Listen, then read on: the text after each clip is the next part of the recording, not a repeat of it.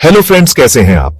मैं आपका होस्ट आशु आपका आपके अपने YouTube channel the mystery hub में स्वागत करता हूं। तो फ्रेंड्स, ज्यादा देरी न करते हुए स्टार्ट करते हैं। वीडियो पर लास्ट तक बने रहिएगा। ये कॉस्मोस, अंधेरे का एक विशाल फैलाव, अनगिनत रोशनियों से भरा हुआ। ये हैं तारे, जलती हुई गैस के विशाल गोले, हर एक इस ब्रह्मांड की अनंत ऊर्जा का प्रमाण। ये टिमटिमाते और चमकते हैं, हमारी कल्पनाओं को मोहित करते हैं और हमें उस ब्रह्मांड के विशाल पैमाने और आश्चर्य की याद दिलाते हैं जिसमें हम रहते हैं। हजारों सालों से इंसान इन खगोलीय अजूबों को देखते रहे हैं, उनकी दूर की चमक के इर्द गिर्द कहानियां और मिथक गढ़ते रहे हैं। लेकिन तारे इस ब्रह्मांडीय नाटक में केवल निष्क्रिय दर्शक नहीं हैं। ये गतिशील चीजें हैं, अविश्वसनीय शक्तियों द्वारा संचालित, जन्म, विकास और अंततः मृत्यु के एक भव्य ब्रह्मांडीय नृत्य में अपना जीवन जी रहे हैं। हर तारा प्रकाश का एक शानदार बिंदु, परमाणु संलयन की शक्ति का प्रमाण है। उनके कोर के भीतर हाइड्रोजन परमाणु मिलकर हीलियम बनाते हैं, जिससे अकल्पनीय मात्रा में ऊर्जा निकलती है। यही ऊर्जा बाहर की ओर विकीर्ण होती हुई तारों को चमकदार बनाती है। यह एक नाजुक संतुलन है, गुरुत्वाकर्षण के अंदर की ओर खिंचाव और परमाणु संलयन के बाहर की ओर धक्के के बीच का यह ब्रह्मांडीय नृत्य। यही संतुलन एक तारे के जीवन, उसकी अंतिम मृत्यु और उसके द्वारा छोड़ी गई विरासत को तय करता है। एक तारे को एक विशाल कॉस्मिक प्रेशर कुकर के रूप में कल्पना कीजिए। गुरुत्वाकर्षण निरंतर और शक्तिशाली, तारे के सभी पदार्थों को अंदर की ओर खींचता है, इसे विस्मरण में कुचलने का प्रयास करता है। हालांकि तारे के कोर के भीतर एक विरोधी शक्ति काम कर रही है। तीव्र दबाव और गर्मी परमाणु संलयन को प्रज्वलित करते हैं, एक ऐसी प्रक्रिया जहां हाइड्रोजन जैसे हल्के तत्व हीलियम जैसे भारी तत्वों में जुड़ जाते हैं। यह संलयन जबरदस्त मात्रा में ऊर्जा छोड़ता है, जिससे एक बाहरी दबाव पैदा होता है जो गुरुत्वाकर्षण के निरंतर निचोड़ का प्रतिकार करता है। यह नाजुक संतुलन, संलयन का बाहरी धक्का बनाम गुरुत्वाकर्षण का अंदर की ओर खिंचाव, एक तारे के अस्तित्व को परिभाषित करता है। यह एक ऐसी लड़ाई है जो लाखों, यहां तक कि अरबों वर्षों तक चलती है। जब तक एक तारे के कोर में हाइड्रोजन ईंधन की आपूर्ति होती है, यह संतुलन बना रहता है और तारा ब्रह्मांड को रोशन करते हुए चमकता रहता है। हालांकि यह संतुलन हमेशा के लिए नहीं रह सकता। तारे का ईंधन सभी संसाधनों की तरह सीमित है और जब यह कम होने लगता है तो तारा अपने अपरिहार्य परिवर्तन की ओर बढ़ने लगता है। जैसे ही एक तारा अपने हाइड्रोजन ईंधन को जलाता है, संलयन से बाहरी दबाव कम होने लगता है। गुरुत्वाकर्षण हमेशा मौजूद इस अवसर का लाभ उठाता है, कोर सिकुड़ता है, घना और गर्म होता जाता है। यह बढ़ी हुई गर्मी कोर के आसपास की परतों में संलयन को प्रज्वलित कर सकती है, जिससे तारा नाटकीय रूप से फैलता है, इसे एक लाल विशालकाय में बदल देता है। एक तारकीय राक्षस जो अपने आंतरिक ग्रहों को निगल जाता है। लेकिन यह सिर्फ एक अस्थायी राहत है। एक तारे का भाग्य ब्रह्मांडीय मंच पर उसका अंतिम कार्य काफी हद तक उसके द्रव्यमान पर निर्भर करता है। हमारे सूर्य जैसे तारे अपेक्षाकृत छोटे और साधारण अंततः अपनी बाहरी परतों को छोड़ देंगे, एक सघन गर्म कोर को पीछे छोड़ देंगे, जिसे सफेद बौना तारा कहा जाता है। हालांकि अधिक विशाल तारे कहीं अधिक विस्फोटक और नाटकीय अंत के लिए नियत हैं। एक सुपरनोवा अविश्वसनीय घनत्व के अवशेषों को पीछे छोड़ते हुए न्यूट्रॉन तारे या ब्लैक होल। ये अवशेष हालांकि मृत्यु से पैदा हुए हैं, ब्रह्मांडीय विकास के चल रहे चक्र में महत्वपूर्ण भूमिका निभाते हैं। हमारे सूर्य जैसे तारों के लिए अंत अपेक्षाकृत एक साधारण सी घटना है। जैसे ही हाइड्रोजन ईंधन कम होता जाता है और कोर सिकुड़ता जाता है, तारे की बाहरी परतें बाहर की ओर फैलती जाती हैं, जिससे एक लाल विशालकाय बनता है।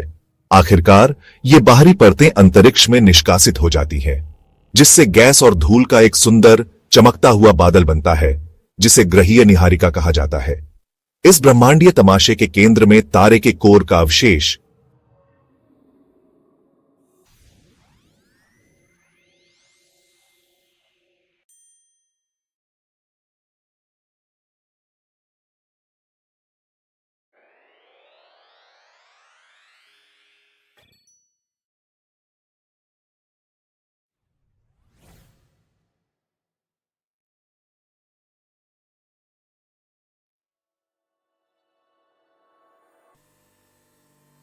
दिलाते हैं, तारकीय विकास के चक्रीय प्रकृति का प्रमाण है। भाग 5, ब्रह्मांडीय आतिशबाजी, सुपरनोवा।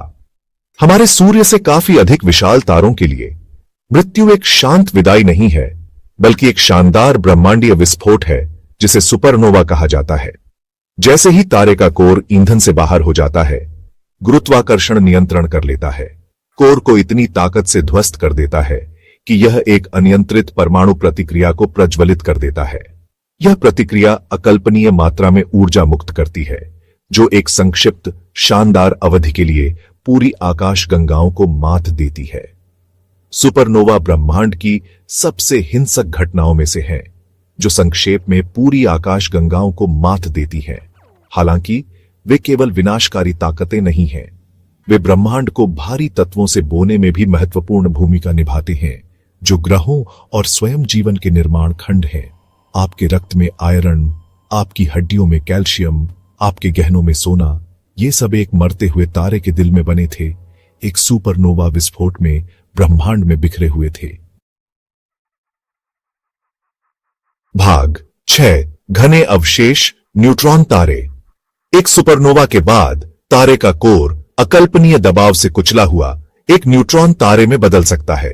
ये पिंड अविश्वसनीय रूप से घने होते हैं, जो हमारे सूर्य से भी बड़े द्रव्यमान को कुछ मील के गोले में समेटे हुए होते हैं। न्यूट्रॉन तारे के पदार्थ का एक चम्मच पृथ्वी पर अरबों टन वजन का होगा।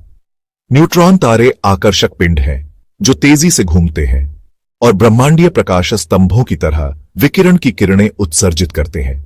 यदि ये किरणें पृथ्वी से गुजरती हैं, तो हम उन्हें पल्सर के रूप में देखते हैं, जो अविश्वसनीय नियमितता के साथ चमकते और बंद होते हैं। ये पल्सर ब्रह्मांडीय मेट्रोनोम की तरह न्यूट्रॉन तारों के भीतर चल रहे चरम भौतिकी में बहुमूल्य अंतर्दृष्टि प्रदान करते हैं। वे ब्रह्मांड के बारे में हमारी समझ की सीमाओं को आगे बढ़ाते हुए चरम परिस्थितियों में गुरुत्वाकर्षण, चुंबकत्व और पदार्थ की प्रकृति का अध्ययन करने के लिए प्रयोगशालाएं हैं। भाग 7, अंतिम रसातल, ब्लैक होल। सबसे विशाल तारों के लिए सुपरनोवा के बाद कोर का पतन इतना पूर्ण होता है कि यह एक ब्लैक होल बनाता है। ये पिंड स्पेस टाइम के ऐसे क्षेत्र हैं जहां गुरुत्वाकर्षण इतना मजबूत होता है कि कुछ भी नहीं, यहां तक कि प्रकाश भी उनकी पकड़ से बच नहीं सकता है। ब्लैक होल को अक्सर ब्रह्मांडीय वैक्यूम क्लीनर के रूप में दर्शाया जाता है, जो अपने आसपास की हर चीज को चूस लेते हैं। लेकिन यह एक गलत धारणा है। वे गुरुत्वाकर्षण प्रभाव डालते हैं, ठीक वैसे ही जैसे द्रव्यमान वाली कोई अन्य वस्तु, लेकिन बहुत बड़े पैमाने पर। ब्लैक होल रहस्य में डूबे रहते हैं, भौतिकी के बारे में हमारी समझ की सीमाओं को आगे बढ़ाते हैं। वे ऐसे क्षेत्र हैं जहां भौतिकी के हमारे वर्तमान नियम टूट जाते हैं, अज्ञात में एक झलक पेश करते हैं। अपने गूढ़ स्वभाव के बावजूद ब्लैक होल आकाश गंगाओं के विकास में महत्वपूर्ण भूमिका निभाते हैं, तारों के निर्माण को प्रभावित करते हैं और ब्रह्मांड की बड़े पैमाने पर संरचना को आकार देते हैं। भाग 8, ब्रह्मांड में प्रतिध्वनियां। एक तारे की मृत्यु, चाहे वह एक सफेद बौने के रूप में एक शांत लुप्त होती हो या एक हिंसक सुपरनोवा, अंत नहीं है, बल्कि एक परिवर्तन है। अंतरिक्ष में निष्कासित पदार्थ तारे के कोर में जाली भारी तत्वों से समृद्ध नए सितारों और ग्रह प्रणालियों के लिए कच्चा माल बन जाता है। सुपरनोवा से निकलने वाली शॉकवेव्स पास के गैस बादलों के पतन को ट्रिगर कर सकती है, जिससे तारे के निर्माण के नए दौर शुरू हो सकते हैं। ये ब्रह्मांडीय प्रतिध्वनियां, तारकीय मृत्यु के अवशेष, ब्रह्मांडीय विकास के चल रहे चक्र के लिए आवश्यक हैं।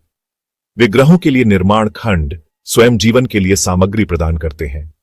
हमारे शरीर को बनाने वाले परमाणु कभी एक तारे का हिस्सा थे, उसके दिल में जाली और उसकी मृत्यु के दौरान ब्रह्मांड में बिखरे हुए थे।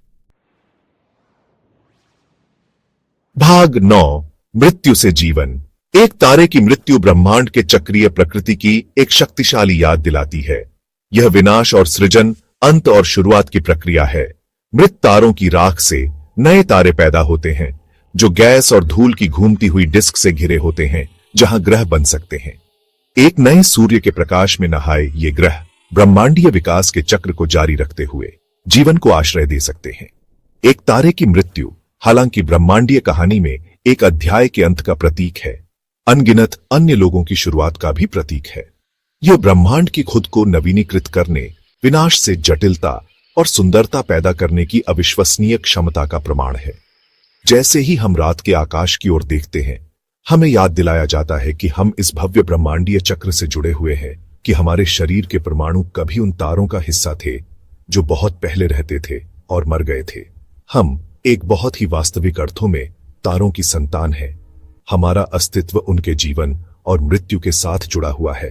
अगर आपको यह वीडियो अच्छा लगा है तो लाइक करें, कमेंट करें, अपने दोस्तों के साथ शेयर करें और चैनल को सब्सक्राइब करना बिल्कुल ना भूलें। मिलते हैं फिर किसी नए टॉपिक के साथ। धन्यवाद।